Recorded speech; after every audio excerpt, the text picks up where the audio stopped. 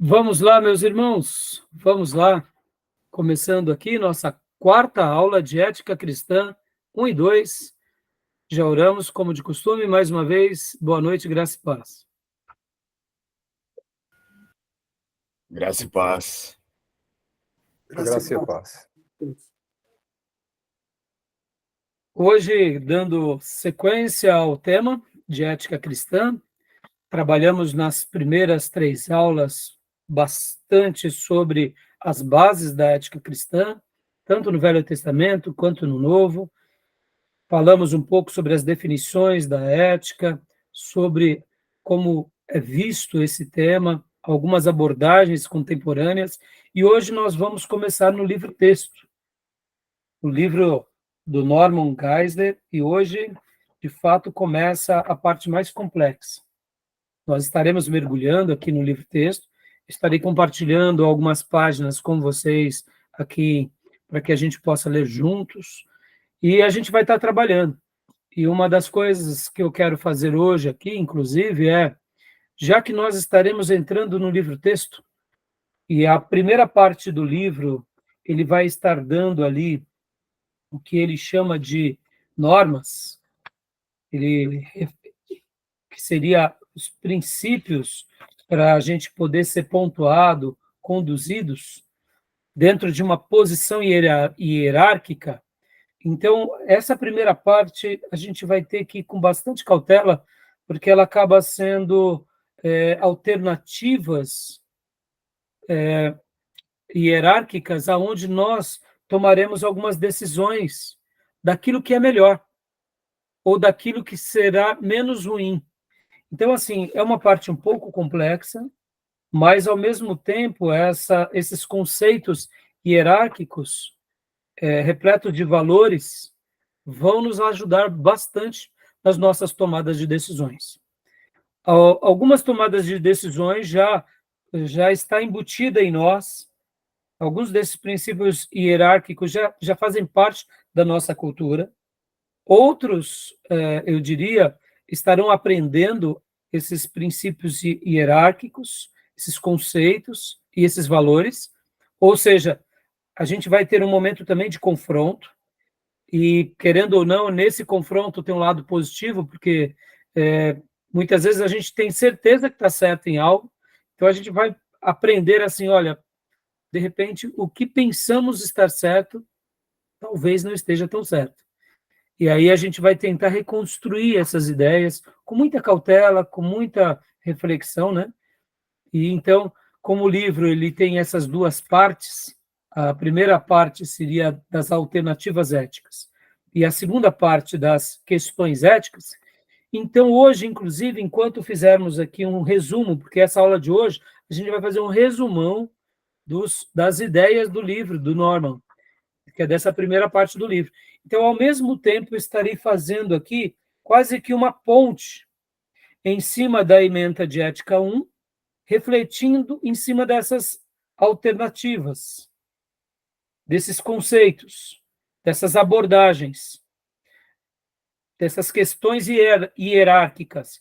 Então, a gente vai estar falando um pouco sobre os temas de ética 1 e refletindo a partir de. Então, vai ser um passeio entre a ementa de ética 1 com essas abordagens. E é claro que a segunda parte, o autor, o Norman, ele vai trabalhar também em cima de várias outras premissas, mas aí a gente vai deixar para esses assuntos para depois, porque, afinal de contas, a gente vai estar entrando, por exemplo, em temas bem polêmicos também, como o cristão e a guerra, controle de natalidade, questão do suicídio, a questão também do cristão e da política, né? Então, hoje a gente vai fazer isso. Tá bom, meus irmãos? Tudo bem até aí? Tranquilo? E, como é costume, vocês sabem, nossas aulas são gravadas para vocês reestudarem os temas, para que futuros alunos possam fazer esse curso em EAD, e para aqueles que forem ver as nossas aulas pelas redes sociais, seja pelos nossos canais do YouTube ou pelo podcast do Spotify, que vocês podem estar vendo, possam ser abençoados aprendendo sobre esses temas, né? Nos demais podcasts, você só ouvirá essas aulas e não verá a participação em vídeo. Então, como é costume, meus irmãos, e como hoje, né, até dizer para o Júnior, hoje a gente vai mergulhar um pouco mais nesse livro. O Júnior, ele é um advogado, então ele já trata muitas questões legais. Vocês sabem que para você se tornar um advogado, você tem que fazer faculdade de Direito, depois passar pela prova da OAB, mas o advogado, ele acaba trabalhando no mundo das leis, então ele se esbarra com a ética, se esbarra com a moral, uns códigos legais. Então, assim, acaba tendo uma certa familiaridade sobre o tema, mas mesmo ele, né, como advogado, sabe o quanto é complexo esse assunto, o quanto existem pessoas que pensam de formas diferentes. Podem ver que a gente está vivendo um momento atípico na nossa sociedade brasileira, em que as leis elas estão aí, temos a nossa Constituição, e as pessoas estão reinterpretando ela, estão ignorando. Então, assim, olha o momento complexo que a gente está vivendo, né? E esse assunto está sendo bem oportuno, inclusive por essa semana, porque, como vocês bem sabem, domingo, no debate da Prefeitura de São Paulo, um candidato agrediu outro candidato. Em qualquer outro contexto e qualquer outro momento, o candidato agressor sairia do debate algemado, indiciado e preso. Mas não, isso não aconteceu. Os outros candidatos estão fazendo frente de que aquilo foi legítimo e o errado está virando certo e o certo está virando errado. E eu hoje, inclusive, vi uma apuração, né, dessas empresas que fazem o levantamento de como estão sendo as estimativas de voto. O candidato agressor subiu 2 pontos e o agredido caiu 2 pontos. Como se a sociedade estivesse dizendo, gostei, mereceu. Inversão de valores. Ou seja, olha que mundo maluco nós estamos vivendo. É maravilhoso que essas aulas estejam sendo gravadas para que se perpetue essa insanidade diante de uma coisa tão aberrante, porque não importa o motivo pelo qual foi feito, é errado, deveria ser punido, preso, seja quem for. Não estou dizendo com isso que aquele que foi agredido tenha acertado, mas olha só, quando uma sociedade começa a legitimar, quando uma imprensa começa a legitimar, quando eles começam a vincular essas informações como se o agressor fosse o correto, percebam, olha a inversão de valores. Eu até questiono esse levantamento de dados, porque muitas vezes eu acho que também pode até ser estatísticas, né, de pré-eleitorais capciosas, onde se coloca uma falsa realidade para induzir as pessoas a pensar daquela forma. Ou seja, meus irmãos, precisamos ter uma mente, um senso crítico, uma mente crítica, olhar a vida simplesmente como ela é. A gente não precisa ser formado, não precisa ser teólogo, mas precisamos apenas amar e respeitar. A partir desses pressupostos tão básicos e tão rústicos, qualquer cultura teria um posicionamento, no mínimo, um pouco mais humano. Então, assim, fica a minha crítica, a minha denúncia. Não estou querendo dizer aqui que o agredido também está acertando a maneira em que se comunica, mas uma coisa é uma coisa, outra coisa é outra coisa. Se ele falar injúria, que ele seja processado. Sim, claro. Ou seja, somos uma democracia, né? E para isso a gente precisa usar métodos democráticos e jamais a agressão. Então, assim, está sendo oportuno, né? Está sendo uma ilustração viva essa matéria, para que a gente possa não ser levado pelas massas, ser conduzido por Deus, ser conduzido pela nossa consciência, por uma humanidade significativa, porque a gente está vivendo um caos de valores e de princípios, e inclusive de espiritualidade, né? Tá bom? Querem falar alguma coisa, meus irmãos? Não, você falou mesmo isso aí. Inversão de valores, né? Total, né? É uma aberração, e eu, irmãos, assim, me permitam, tá? Eu até hoje participo do mercado financeiro de uma certa forma mais tímida, né? Não como antes. Hoje sou pastor de tempo integral e professor de tempo integral, e aí eu tento, sempre quando sobra um tempinho, também avaliar o mercado financeiro e a vida, né, de uma forma geral. E eu fui criado no mercado financeiro. E uma das premissas que a gente aprende no mercado financeiro é que se compra no boato e vende-se no fato. Ou seja, o que as pessoas divulgam nem sempre são verdadeiras. Isso vale para o mercado financeiro, isso vale para a geopolítica, isso vale principalmente para a política. O que se ventila na mídia, muitas vezes, é para se criar um factoide para que as pessoas acabam sendo ludibriadas. Isso é fato. Por isso que a gente precisa estudar e a gente precisa questionar os pressupostos, né? E há uma frase no mercado financeiro que eu aprendi com um grande investidor, que ele diz assim: a questão não é comprar quando todo mundo está comprando. A grande questão é comprar quando os sábios estão comprando. E não os tolos estão comprando. Verdade. E vender, não quando todos estão vendendo, mas é quando os sábios estão vendendo, é discernir quando eles estão vendendo, e não quando os tolos estão vendendo.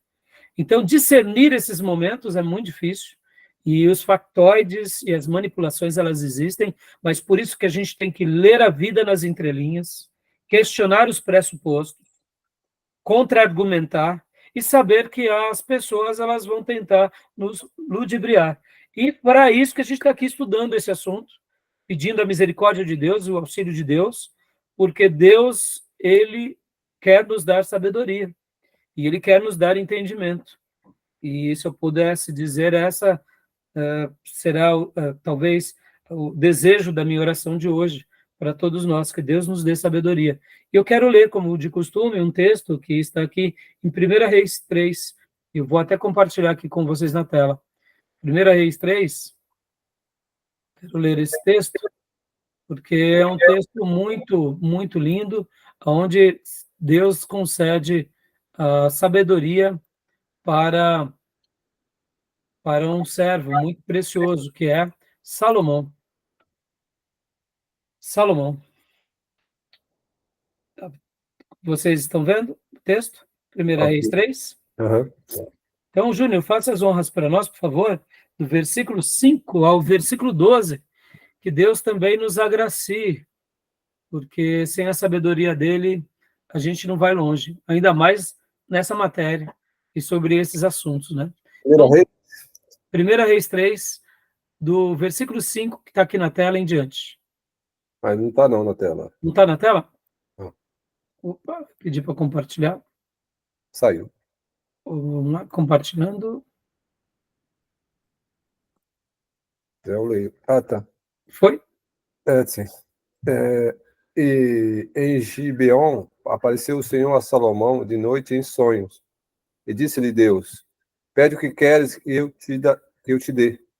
E disse Salomão: de grande beneficência usaste tu com teu servo Davi, meu pai, como também ele andou contigo em verdade, e em justiça, e em retidão de coração, perante a tua face, e guardaste-lhe esta grande beneficência. E lhe deste um filho que se assentaste no seu trono, como se vê neste dia.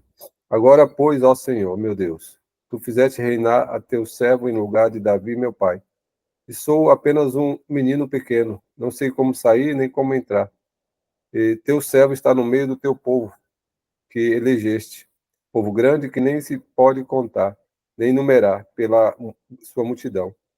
A teu servo, pois, dá um coração entendido para julgar teu povo, para que prudentemente discirna entre o bem e o mal, porque quem poderia julgar este teu grande povo? Versículo 10 e até o 12, por favor. E essa palavra pareceu boa aos olhos do Senhor, de que Salomão pedisse isso. E disse-lhe Deus: porquanto pediste isso, e não pediste para ti muitos dias, nem pediste para ti riquezas, nem pediste a vida de teus inimigos, mas pediste para ti entendimento, para discernir o que é justo. Eis que fiz segundo as tuas palavras, eis que te dei um coração tão sábio e entendido, que antes de ti igual não houve, e depois de ti igual não se levantará. Até aí. Muito obrigado, Júnior. Obrigado. Parece o gênio da lâmpada, 3 pedidos, né? Oi? Parece o gênio da lâmpada, né? Faz 3 pedidos. Ah, sim. E esse nós conhecemos a história, Deus concede a Salomão, né, Uhum. esse pedido, e ele se torna um dos homens mais sábios que já pisou nessa terra. E a história a gente conhece. E que Deus nos conceda sabedoria, meus irmãos, para que a gente possa cuidar da nossa vida, cuidar da nossa família, estabelecer os nossos projetos profissionais, no meu caso, né, ministeriais, cuidar dos nossos ministérios, das nossas igrejas, e saber entrar e sair nesse mundo, no sentido de viver entre as pessoas do mundo, sabendo que não somos do mundo, mas deixando com que os valores e princípios do reino sejam balizas fortes para nós e para todos, para que os valores hierárquicos de Deus sejam estabelecidos entre nós. Tá bom? Que a misericórdia de Deus e a sabedoria de Deus venha sobre todos nós. Tá bom, meus irmãos? Então, vamos lá, meus irmãos. Trabalhando aqui sobre o livro-texto, né, eu também quero compartilhar aqui com vocês, como eu disse para vocês, né, somente lembrando um pouco das nossas ementas. Então, hoje a gente vai estar vendo, né, os princípios, as abordagens alternativas éticas básicas, que é o antinomismo, o generalismo, situacionismo, absolutismo não conflitante, absolutismo ideal e o hierarquismo. Só que hoje a gente só vai fazer a síntese, tá? Porque podem ver que os assuntos tratados na primeira parte do livro vai da página 11, propriamente dita, até a página 120, ou seja, não tem como eu tratar de vários temas tão complexos em uma aula. Então, a gente vai estar tratando vagarosamente, né, sobre esses assuntos, e como eu disse, a gente vai fazer só uma síntese. Eu vou estar utilizando aqui o slide do professor José Ribeiro, mas, ao mesmo tempo, eu quero que vocês se atenham, enquanto a gente for comentar sobre esses pressupostos, essas alternativas, que em cada uma delas você tente enxergar a ementa de ética cristã 1. Então, vou compartilhar aqui rapidamente com vocês somente o conteúdo, para que a gente possa já estar tentando fazer uma discussão. Como se aplica essas alternativas éticas nesses temas? Por exemplo, vou abrir aqui, aumentar. Ó, como se aplicará diante desses temas? Bioética, vida pré-natal, sexualidade humana, saúde mental, doação e transplante de órgãos, as drogas, suicídio, greve de fome, eutanásia, pena de morte, tortura, legítima defesa, violência pública e terrorismo. Olha aí, ó, parece brincadeira, mas a gente nessa semana, aqui é um case para o que ocorrido na política brasileira essa semana, é um case muito oportuno aqui para nós. Violência pública, percebam que não é simplesmente tem uma certa relação, violência pública e terrorismo. Ora, a polícia pratica violência pública, mas ela deveria praticar não violência pública, mas ela deveria praticar proteção pública. Mas, ao mesmo tempo, ora, políticos praticam violência pública, e assim, percebam como uma coisa está muito ligada à outra. Então, hoje, quando a gente for trabalhar sobre os temas dessas alternativas, eu quero que vocês dialoguem. Inclusive, no material que eu passei para vocês, tanto de slide quanto de texto, vocês vão ver que dentro de muitos dos assuntos, vocês têm o material de o cristão e o aborto, a questão da biogenética, a questão da sexualidade e da homossexualidade, que mais? A política. Então, tem bastante textos que os irmãos podem estar lendo, eu já passei para vocês. Se precisarem de mais materiais, eu passo também. Para quê? Para enriquecer esses assuntos, tá bom? Eu diria que de todos esses assuntos aqui, desses 9 temas que compõem Ética 1, o mais complicado, eu diria, está aqui dentro da bioética, ou da genética, que é um assunto que parece ser novo, mas não é, né? Pode ver, isso é um assunto recém, né? Que as discussões não têm mais do que 30 anos, ou seja, é muito recente. E a gente ainda está em, eu diria, em muitas discussões sobre esse tema, né? Aham. Então, não dá para a gente ainda definir. Então, beleza, tudo bem até aí? Então, todos os assuntos que a gente for trabalhando a partir de agora, eu quero que vocês lembrem disso, que esses conceitos hierárquicos de valores que a gente vai estar aprendendo, eles têm uma proposta. Qual é a proposta deles? É já nos fazer pensar sobre isso. Eu sei que sobre todos esses assuntos, nós já temos uma ideia pré-concebida. Por exemplo, essa questão da bioética ou da genética. Complicado, hein? Pois não, Júnior? Essa questão da bioética é complicado. É a barriga de aluguel. Na Constituição. Exatamente. Não só a barriga de aluguel, eu até diria que das complexidades é a menorzinha, né, Júnior? É. É a menorzinha, né? Uhum. Por exemplo,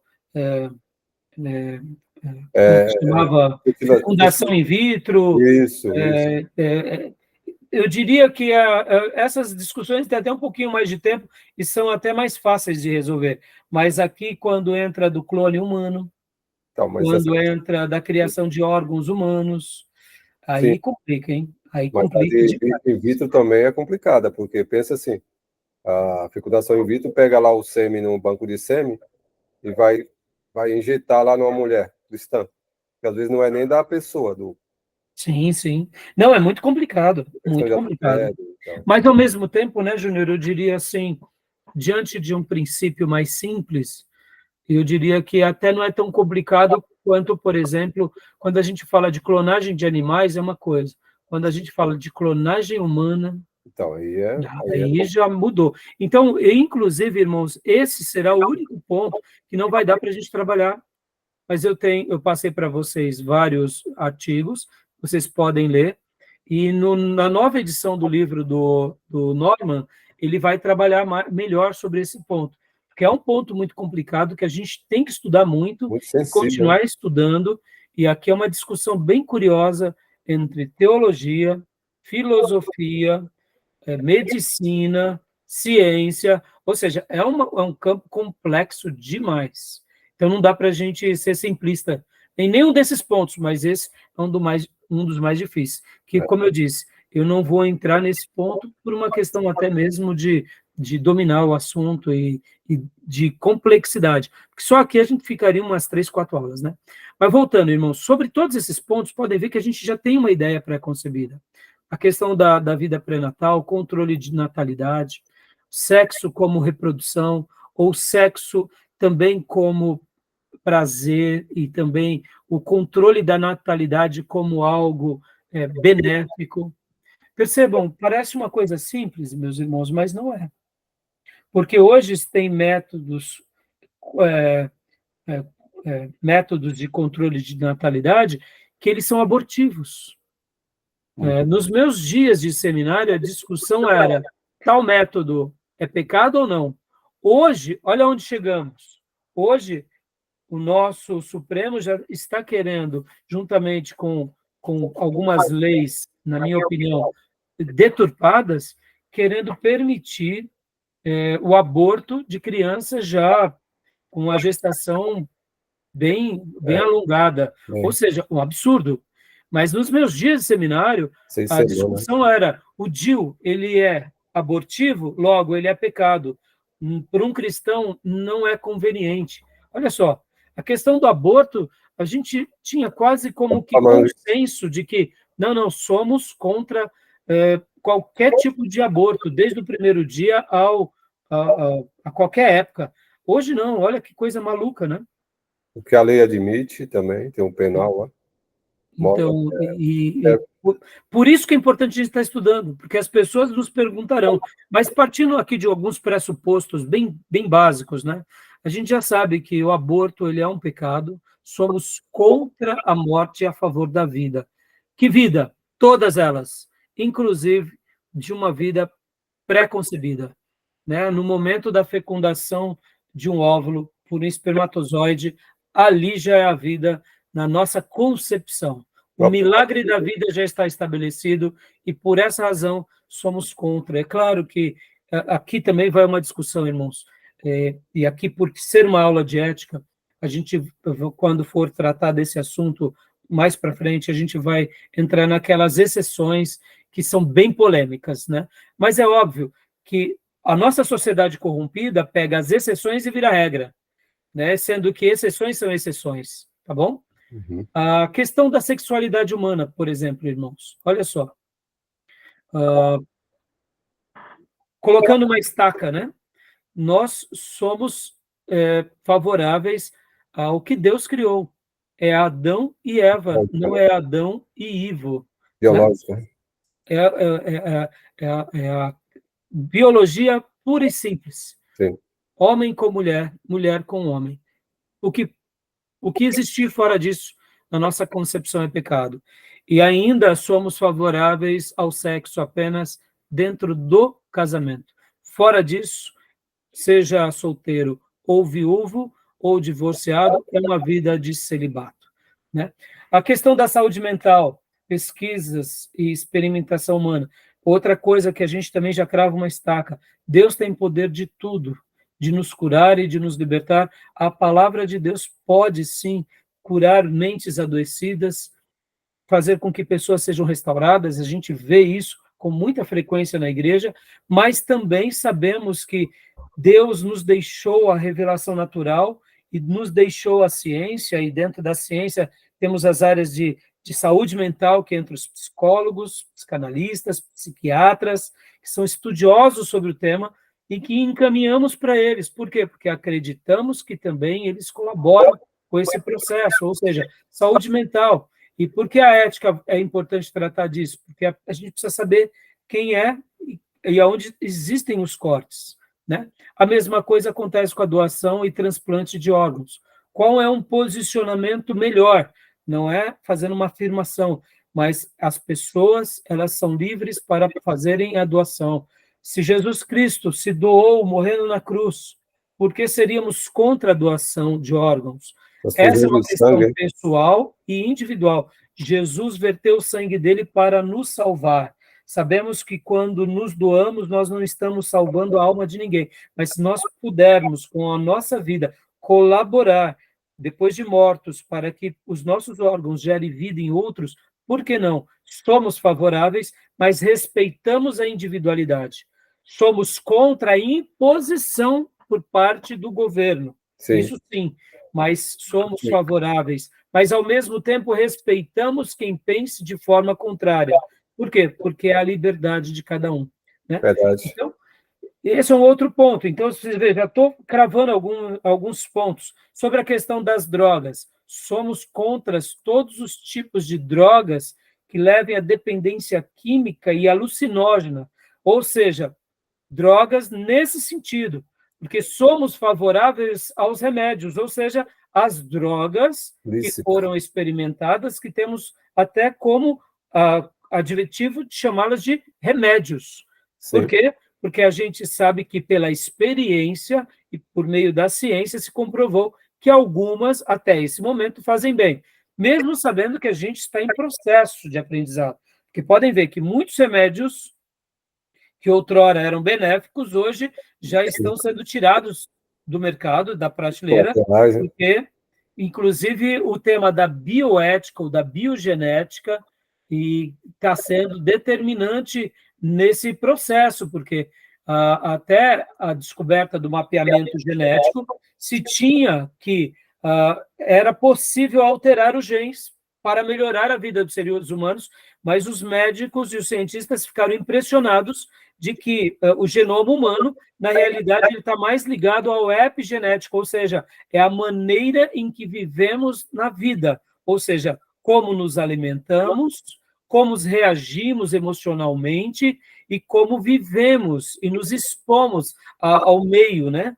Então, existem pelo menos 3 fatores que determinam as doenças na nossa vida, e hoje esse é um assunto, e é por isso que até a própria medicina está tendo essa virada de chave, e por essa razão as drogas, ou seja, os remédios, eles estão tendo agora uma nova perspectiva, estão voltando para a velha medicina, porque estão vendo que alguns remédios, na realidade, eles têm o efeito apenas paliativo, eles até neutralizam certas coisas, mas eles desencadeiam em outros problemas. E hoje até a própria medicina está sendo mais holística, ela está sendo olhada pelo todo, e não fragmentado em partes. Tem, sim, a utilidade dos especialistas em partes, mas até mesmo eles estão vendo o ser humano como um todo, e, inclusive, trazendo não só outras áreas de medicina, mas tendo uma compreensão melhor da psiquiatria, tendo uma compreensão melhor da psicologia e tendo, inclusive, uma participação muito maior da nutrologia.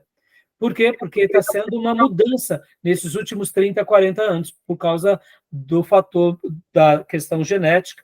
Então, perceba que até as drogas mudaram. Agora, o que somos contra? Todo tipo e qualquer coisa que gere dependência química e que escravize as pessoas. Então, isso é fato. O 7º ponto, que é o suicídio. Sobre o suicídio, somos contra qualquer tipo de morte, inclusive da auto-morte. No entanto, irmãos, aqui fica uma palavra.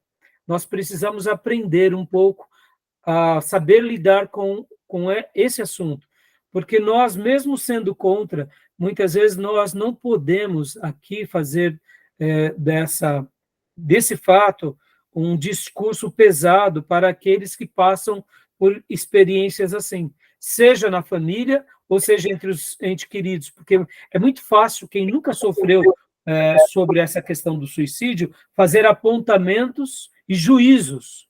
Mas quem passa por problemas emocionais na família, de depressão, e parentes que tentaram o suicídio, essas pessoas sabem como é difícil lidar sobre esse tema.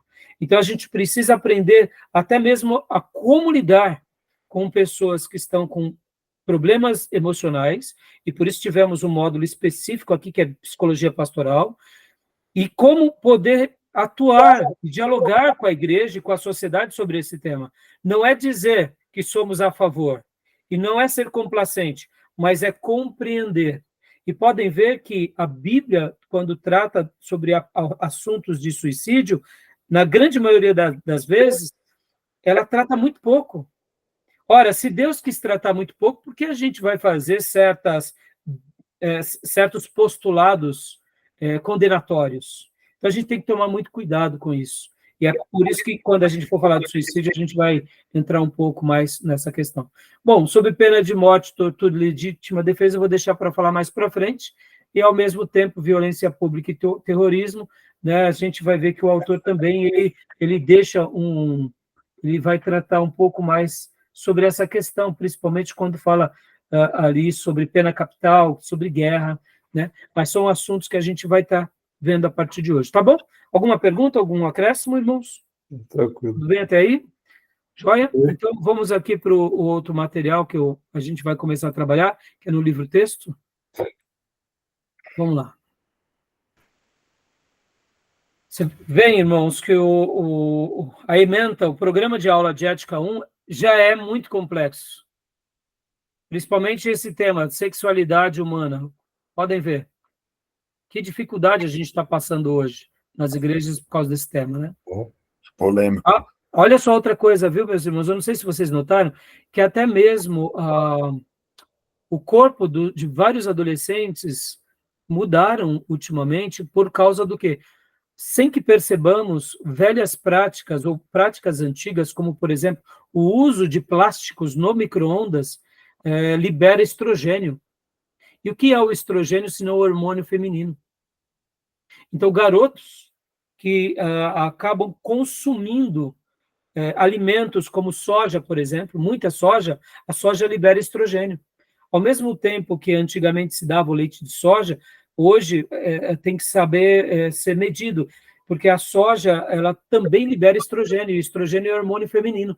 Então, você vê assim que, por exemplo, nos últimos 30 anos, muitos adolescentes com corpos, homens, quase não sem barba, né? Ou seja, um acúmulo de hormônio feminino. Ou seja, olha aí como a nossa vida as culturas, as práticas, os alimentos, até nisso vai mudando um pouco o corpo das pessoas, e isso é prejudicial para algumas tendências, né? Percebam? E aí, diante disso, hoje, né, inclusive, a recomendação é eliminar plásticos e tudo que é plástico, principalmente o uso de plásticos em micro-ondas. Aliás, segundo alguns médicos e nutrólogos, micro-ondas você não dá nem para o inimigo, né? Você vê, coisas tão simples, né? Mas são mudanças profundas que a gente tem que repensar. E está sendo complicado sobre tudo isso, né? Então, fica aqui algumas falas. Então, vamos compartilhar aqui o material. Vamos lá. Vou passar aqui parte do livro para a gente dar já uma mergulhada nele, né? Querem fazer algum comentário, meus irmãos? Vocês sabiam desse assunto, desse estrogênio? Não, eu já vi falar da suspeita aquele suco de caixinha. Eu já vi falar. Por causa do soja, da soja? Do estrogênio, A soja, ela não sei te dizer se são todas, viu, Júnior? Mas ela contém, então, o consumo tem que ser moderado de soja. Vocês podem ver, muitos pais no passado substituíram o leite de vaca, né? Animal, por leite vegetal, que é o de soja. E dos leites, esse hoje se chega ao consenso, principalmente alguns médicos, que não, se for usado, tem que ser muito pouco, né? Muito pouco. Existem outros leites melhores, né? Por exemplo, leites de amêndoa, leites de aveia, leites de oleaginosas, de uma forma geral, né? Leite de coco, né? Principalmente feito em casa. De leite, né? de sódia. Ah, sim, também tem muito sódio, né? Na realidade, uma frase que eu aprendi alguns anos atrás com um amigo que é pastor, ele disse que a irmã dele falava para ele que nós temos que descascar mais e abrir menos, né? E mesmo que descascamos hoje tem tanto agrotóxico, mas mesmo assim é menos mal, né? Então, né, isso vale para tudo. Então, meus irmãos, vamos mergulhar um pouquinho aqui no livro-texto. Olha só, vamos ler aqui rapidamente. Gil, dá para ler? Pois não, e Gil. Sobre o micro-ondas, o senhor ia acrescentar algo? Não, então, alguns nutrólogos e os especialistas da saúde, médicos, né, renomados, vão falar que ele faz muito mal para a saúde, viu, Gil? Muitas doenças que nós hoje, né, que temos 50 anos, 30 anos, estão surgindo em nós ou nos nossos filhos depois do advento do micro-ondas, porque essa questão de esquentar por radiação é perigoso, segundo os especialistas, viu, Gil? O melhor método, Gil, ainda é o velho fogão, sabe? Os métodos mais antigos, sabe? Irmão, está tendo uma revolução em tudo, né? E é legal que a gente acompanhe. Perceba que a gente vai ler aqui algo agora, que para a gente aprender de ética, a gente tem que aprender a partir da filosofia. A gente vai ver. E perceba que viver a vida contemporânea, a gente tem que dialogar com a vida contemporânea. A gente tem que questionar o porquê está tendo tantos problemas de demência, por que está tendo tantos problemas de Alzheimer, por que está nascendo tantas crianças com autistas. Por quê? Tem uma explicação. Dizer que é assim porque é assim é ignorar uma realidade. Então, dentro da questão da ética, você vê que a gente trabalha muito com filosofia e a gente questiona esses pressupostos. E eu, por exemplo, essa questão do micro-ondas, Gil, depois eu te passo alguns especialistas e médicos que eles até dão recomendações para que não se use, e quando for se usar, use-se o fogão, e até mesmo, Gil, um dos médicos que eu acompanho diz o seguinte: invista na sua saúde. E ele fala, troca as suas panelas por panelas ou de porcelana, ou de pedra, ou ainda, quem sabe, de barro, aquelas pedras, panelas de barro, né?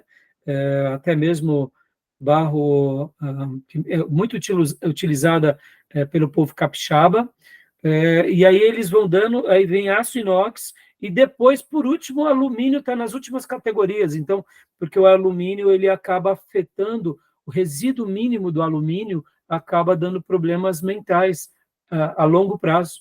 Podem ver, muitas pessoas não são cuidadosas, né? São detalhes que a médio e longo prazo prejudicam a saúde. Então, fica aí algumas dicas, né? Depois eu passo para vocês Interessante. no particular. São coisas que a gente vai aprendendo, Gil, né? E a gente vai mudando os hábitos e a saúde vai voltando, né? Tá bom? Então, vamos ler aqui esse prefácio. Gil, leia para nós esse prefácio, por favor. Leio sim. Do livro texto, tá, meus irmãos? Pode ler. Numa sociedade pluralista,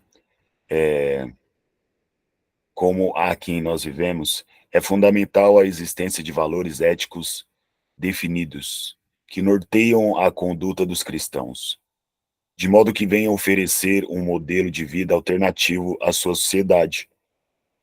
No meio evangélico, há diferentes propostas éticas, quer conscientemente elaboradas, quer não, todas querendo a aprovação dos cristãos, reivindicando serem bíblicas. Dá uma pausa, por gentileza, Gil. Percebam, numa sociedade plural, o mundo em que vivemos, principalmente no Ocidente, é plural. No Oriente, mesmo, por exemplo, quando nós pegamos aqui 2 países do Oriente, mais ali dos tigres asiáticos, que é o Japão e a Coreia do Sul, eles são também plurais, eles estão com a influência do Ocidente sobre eles, mas podem ver que eles ainda têm sobre eles uma herança cultural muito forte, valores fundamentais. Podem ver que dentro deles, essas questões de existência e valores éticos são bem definidos que norteiam eles, sendo cristão ou não. Então, mas percebam que aqui a gente está falando de uma sociedade plural. E quanto mais, eu diria, um país como o nosso, que não tem assim uma história muito definida, porque, como alguém já disse, que no Brasil até o passado é incerto, porque tentam remontar a história, e é verdade isso, tentam apagar a história, né? Então, se torna muito difícil. E qual é a proposta aqui, né? A proposta para nós é ter esses valores éticos definidos que norteiem a conduta cristã. Mas, ao mesmo tempo, essas propostas, elas tentam reivindicar que são bíblicas, mas a gente vai ver que nem todas elas são bíblicas, né? Então, leia o segundo parágrafo para nós, Gil, por favor. Entretanto, com a leitura desse livro deverá deixar claro, nem todas as alternativas éticas contemporâneas são realmente bíblicas, mesmo as cristãs. É preciso avaliar filosófica e teologicamente as propostas éticas existentes, a fim de não laborarmos em erro. É isso que o autor faz na primeira parte do livro. Expõe 6 diferentes alternativas éticas contemporâneas, avaliando-as filosófica e teologicamente, dando ao leitor condições de pesar seus argumentos e decidir por uma delas. Joia. Olha que interessante, irmãos. Ele quer abordar, o nosso irmão Norman, éticas contemporâneas. A gente aqui não está pensando na ética grega, na ética romana, na ética babilônica, na ética egípcia. Não, isso daqui não. Podem ter até algumas coisas que nós trazemos desde a época antiga, mas o que importa para nós agora, na proposta desse livro-texto, é como vivemos hoje. Só que olha que interessante também. Ele mostra que terá 2 partes do livro e tal, mas percebam que aqui ele vai mostrar que essas alternativas, ele quer avaliar ela com bases filosófica e depois teológica. Ué, por que ele já aqui logo nesse prefácio, que é o Júlio P.T. Zabatiero, ele está fazendo esse prefácio, ele fala assim, por que o Norman vai fazer uma avaliação filosófica para depois fazer uma avaliação teológica? O que vocês acham? Por que ele não colocou vamos fazer uma avaliação teológica e filosófica. Que ele pôs a filosofia na frente da teologia, nesse caso, dessa matéria de ética. O que vocês acham? Por que ele fez isso? Qual a opinião que vocês têm? Porque a teologia, na verdade, vai trazer um argumento que fecha a linha de raciocínio. Filosóficas fica uma parte mais inferior sobre o assunto. Então, mas aí deveria ser o contrário, então. Ele deveria, quando ele coloca a filosófica primeiro, ele está dando prioridade à filosofia. Ah, entendi agora. Entendeu, Gil? É por isso que eu estou perguntando. Por que ele dá uma prioridade à filosofia e depois ele põe a teologia? Por que será? Por que será, Júnior?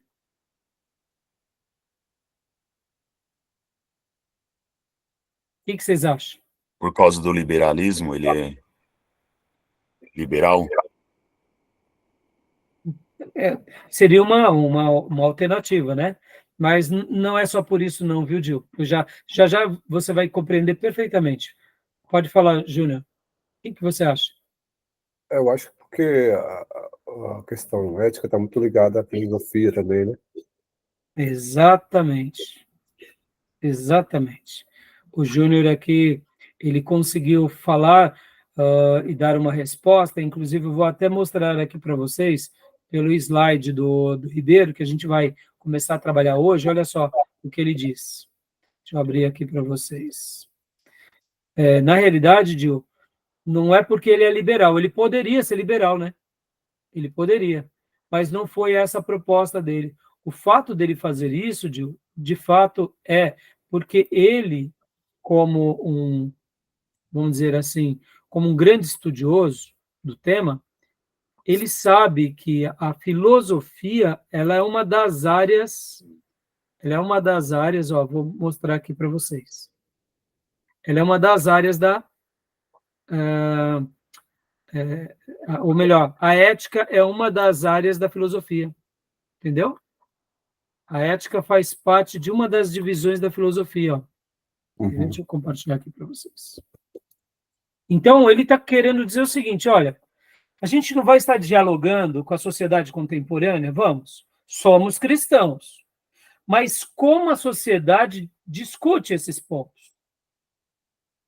Quais são os critérios hierárquicos para a sociedade? Quais são os valores? O que se pensa a esse respeito nas universidades, nas igrejas, nas empresas, na política? Como que eles vivem a ética e quando toda vez que eu falar ética, irmãos, vocês coloquem moral ao lado, tá? Ética e moral.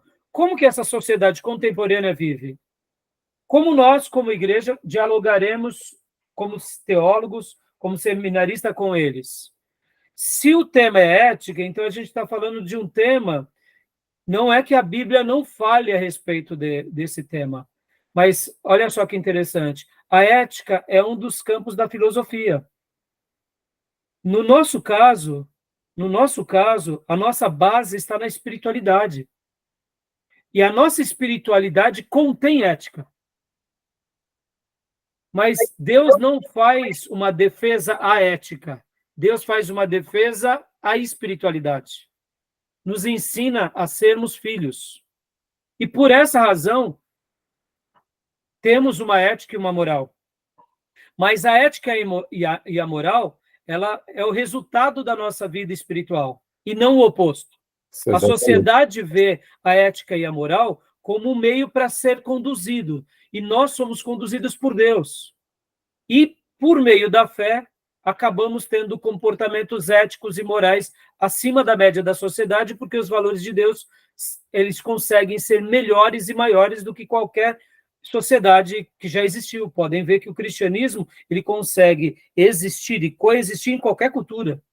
As culturas que não convivem com o cristianismo, mas o verdadeiro cristianismo convive com qualquer cultura, porque os valores de Deus são muito mais elevados do que os qualquer valores dos homens. Pelo contrário, dentro do pressuposto do cristianismo, nós perdemos para ganhar. E as sociedades, elas guerreiam para ganhar. Então, percebam que a premissa é essa. O autor está dialogando o seguinte, olha, a gente vai olhar pela filosofia, porque é um campo da filosofia. Mas também vamos olhar pela teologia, porque a gente não vai abrir mão. Mesmo que a filosofia diga algumas coisas, nós temos a nossa base, que é a teologia. Mas ficou claro um dos porquês? Tudo Sim. bem até aí? Sim. Sua fala foi muito boa. Mas, É. assim, a primeiro momento, assim, parece ser meio difícil de engolir. Não é A difícil, ética né, faz Gil? mais parte da filosofia do que da teologia. Parece Mas que a a sua gente está negando explicação a foi fé, né? ótima. Parece que a gente está negando a fé, né? Exato. Mas, Gil, é aquela questão, Gil, por exemplo, nós vamos para um médico? Vamos. O que a gente faz? A gente nega o médico? Não.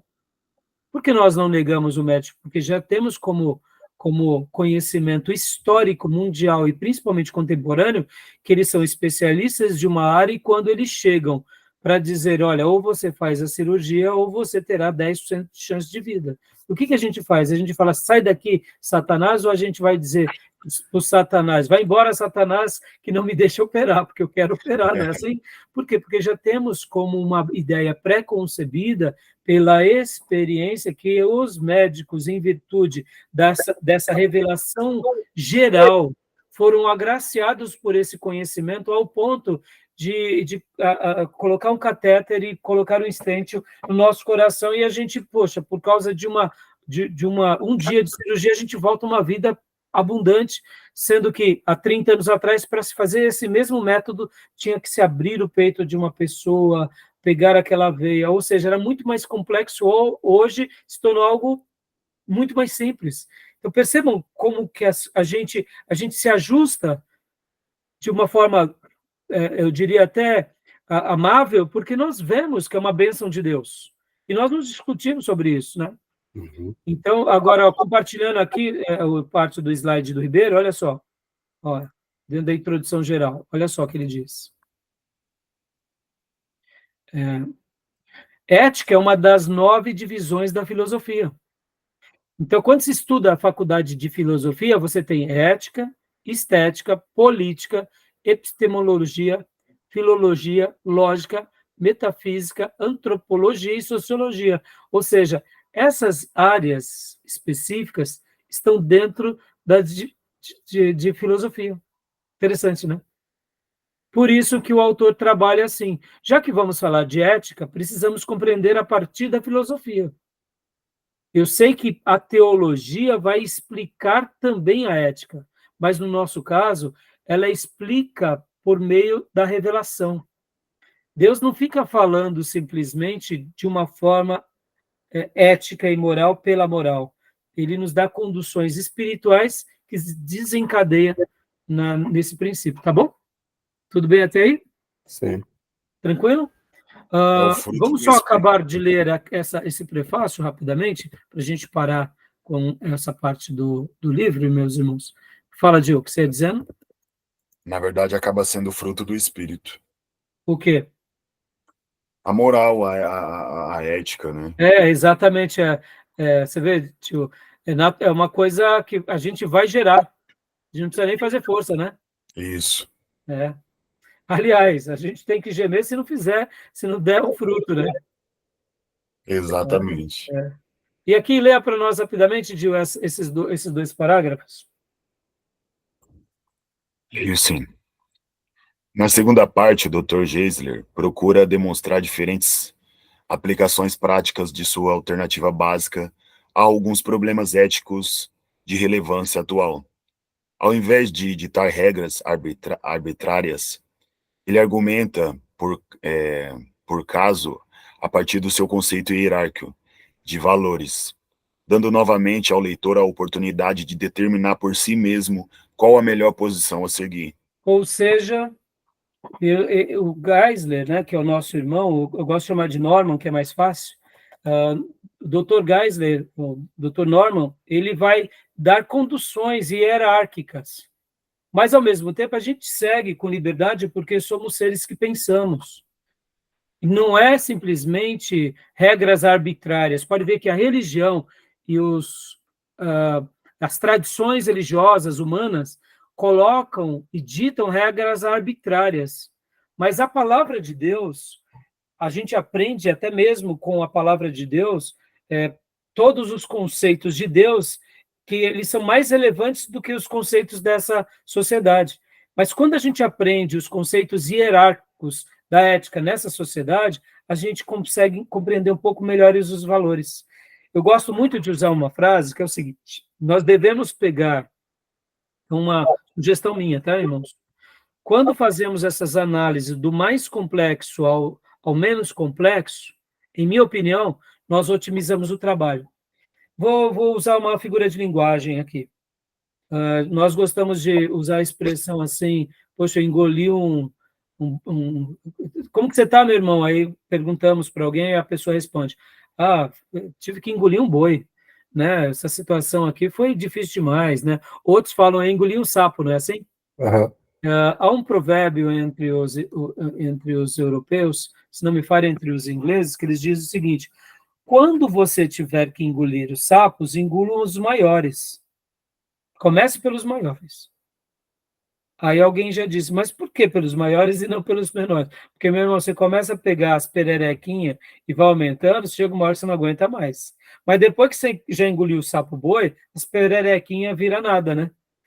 Então, na minha concepção, dentro desses conceitos hierárquicos, quando a gente começa a aprendê-los bem e a gente deixa eles bem estabelecidos, é mais ou menos essa regra de ouro inglesa de aprender a ir dos mais complexos aos mais simples. Resolvendo os mais complexos, os mais simples se tornam mais fáceis de refletirmos. Então, essa é a minha sugestão. Tá bom, meus irmãos? Então, é um pensamento meu. E pode ver que no dia a dia da vida é mais ou menos isso. A gente tem que sempre ir para as prioridades, não ir apenas do que é importante. Porque tudo é importante. Mas o que é prioridade? Né? Ou seja, quando encaramos, de fato, os sapos maiores, e já entendemos eles, as pererecas viram lambuja, né? Tá bom? Ok. E agora a última frase, Gil, por gentileza, para a gente terminar essa parte. O leitor atento irá perceber que alguns problemas éticos importantes em nosso meio não são abordados. Por exemplo, a questão do novo casamento de um cristão divorciado, ou a questão do envolvimento político partidário do cristão. Longe de ser uma falha, porém, essas lacunas propiciam ao estudante a oportunidade de pensar por si mesmo e tentar aplicar os princípios da ética e hierarquia e seus problemas. Ao estudante diligente, este livro-texto será uma rica mina de informações e formação do seu psicossamento. Nossa, Não, que é palavra difícil. posicionamento ético, né? Posicionamento ético. Possa Deus usá-lo para a edificação de sua igreja e construção de uma nova sociedade em nossa terra. Você pode ver que o que eu acabei de dizer, por exemplo, olha, novo casamento, cristão divorciado, questão do cristão em questões política partidária. Eu diria que isso daqui é tudo perereca, mas são pererecas importantes que a gente tem que resolver. Quando a gente vai para questões mais complexas, fica fácil a gente resolver essas questões, essas demandas, a partir dessa reflexão, porque a nossa mente já vai sendo treinada. A gente consegue fazer cortes melhores. Tá bom, meus irmãos? Ok. Beleza? Beleza. Tranquilo? Uhum. Tá bom? Vou fechar aqui. Alguma pergunta ou não? Tranquilo. Alguma dessas pererecas já viraram sapo aí faz tempo, né? Hoje em dia não é mais casamento de divorciado, é casamento de homem com homem, mulher com mulher. O pastor tem que se virar nos 30. Mas você vê, Gil, isso tudo é porque isso prova que a nossa frouxidão, em primeiro lugar, bíblica, em segundo lugar, ética e moral, tem sido que a porta de entrada. Concorda? Concordo plenamente. Porque na hora que a gente é firme com as escrituras, como o nosso livro de fé, regra e prática, e depois nós somos firmes com certos valores e balizas da sociedade, como família, casamento, como dignidade, como estrutura familiar, é fácil de ser resolvido esses problemas. Mas na hora que a gente é frouxo, porque queremos uma igreja que agrada ao cliente, ou que satisfaz a opinião de mercado, aí estamos perdidos. É por essa razão que a gente está precisando, e eu disse para vocês desde o primeiro dia de aula, que eu acredito que a igreja que vai que antecederá a volta de Jesus, ela vai passar por uma reforma ética e moral. Ou porque ela passará e virá o avivamento, ou porque o avivamento gerará essa igreja realmente reformada ética e moralmente. Então, concordo com você. Essas pererequinhas incharam, foram alimentadas de anabolizante, de hormônio, e hoje viraram sapos bois gigantes que estão dentro dos nossos arraiais. Mas por quê? Porque as pessoas não querem lidar com isso de forma bíblica e muito menos com valores morais bem elevados, né? Então, longe de sermos aqui fariseus, irmãos, mas somos um povo que seguimos um livro, mas não somos desse mundo, né? É bem simples assim, né? Mas obrigado, Gil, foi boa a sua palavra, viu? Legal. Tá bom? Beleza, meus irmãos, mais algum comentário? Não. Alguma dúvida? Não, só sobre essa questão da igreja que você falou, né? A sua expectativa, eu penso um pouco diferente. Eu acho que você falou da igreja, como se fosse uma igreja local, que vai ser passar por avivamento, ser transformado. Eu penso que talvez vai continuar do jeito que está, e a igreja de Cristo, os verdadeiros adoradores, estão aí, por aí, em algum lugar, que forma a igreja. Entendeu? Não, tudo bem. Não descarto sua ideia, não. É que eu acredito, Júnior, assim, né, quando o Gil esteve conosco já, a Teologia Sistemática 6, que nós tratamos sobre escatologia, doutrina das últimas coisas. Sim. E nessa matéria, que é uma matéria muito complexa, eu defendo uma ideia de que a geração que antecederá, ou aquelas gerações que antecederão a volta de Jesus, Uhum. vai ser duas realidades. Vai ser uma geração onde parte dessa igreja terá apostasia profunda, mas parte dessa igreja também viverá aquilo que é nos finais dos tempos, né? O Espírito Santo, assim como ele foi derramado em Atos, e ali já era finais dos tempos, a gente ainda está nos finais dos tempos, né? Uhum. Eu acredito que aquela mesma ebulição voltará. Serão Entendi. defensores, né? E ali eu uso vários textos, inclusive textos de Apocalipse, que fala sobre as grandes multidões que entrarão nos céus. Então, assim, eu acredito, né, nessas duas verdades. A igreja que antecede esses acontecimentos mais próximos da volta de Jesus viverão essas duas verdades, uma apostasia crônica, e isso a gente já vê hoje, Uhum. a igreja de Jesus, mas eu quero acreditar que vive também um avivamento poderoso, por outro lado, como foram na igreja primitiva, nos grandes avivamentos. Então, assim, mas aí a gente trabalha melhor isso em escatologia, mas respeito sua opinião, porque os eleitos de Deus estarão espalhados por aí, né? Mas eu ainda, talvez por ser pastor, né, Júnior, e a gente sonha com essa igreja militante, poderosa, né? E que Deus nunca me deixe perder essa esperança, porque eu digo que ela me faz bem, viu? Uhum.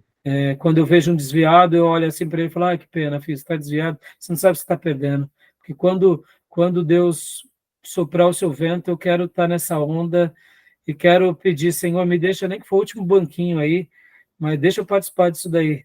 Uhum. Entendeu? Tá bom, meu irmão? Beleza, meus irmãos? Vamos para o nosso intervalo? Vamos lá. Vamos lá, então. Vou parar aqui a gravação, a gente já volta já. Vamos continuar trabalhando no livro-texto e no slide do Ribeiro, tá bom? Beleza. Beleza. Tomar um chá aqui. Vamos lá, chazinho. Vamos ao chá.